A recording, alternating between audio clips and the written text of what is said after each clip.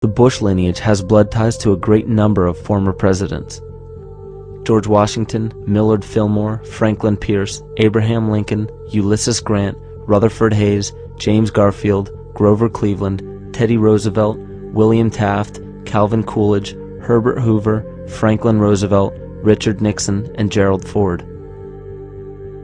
Michael Tsarion points out in his work that Bush is closely related to every European monarch on and off the throne, and has kinship with every member of Britain's royal family. Bush's family tree can be documented as far back as the early 15th century. He has a direct descent from Henry III and from Henry VIII's sister Mary Tudor. He is also descended from Charles II of England. And we also find that George W. Bush is a direct descendant of Godfrey de Bouillon. Godfrey was the first king of Jerusalem after he recaptured it from the Saracens, which was the name for the Islamic faith during the Middle Ages. It is interesting to note that the current occupation of the United States in the Middle East was re-established by the same family, George Bush Sr. in 1991, and again by George Bush Jr. in 2003. George Bush Jr. is then found to be a cousin to both opposing candidates of his 2 terms in office, Al Gore and John Kerry. Democratic President Barack Obama also has blood ties with George W. Bush, as well as Gerald Ford, Lyndon Johnson, Harry Truman, James Madison, and the British Prime Minister Sir Winston Churchill.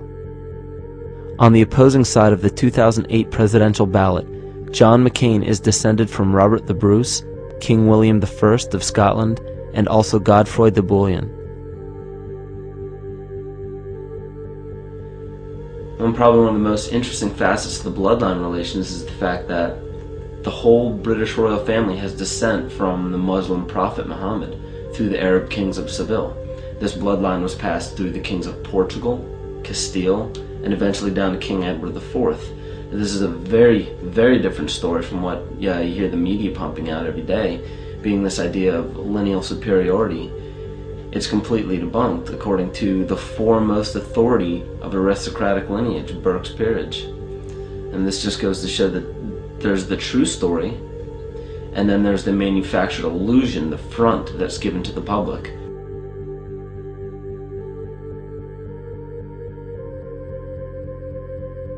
These blood ties go on and are documented thoroughly through literature such as Burke's Peerage and other comparable books.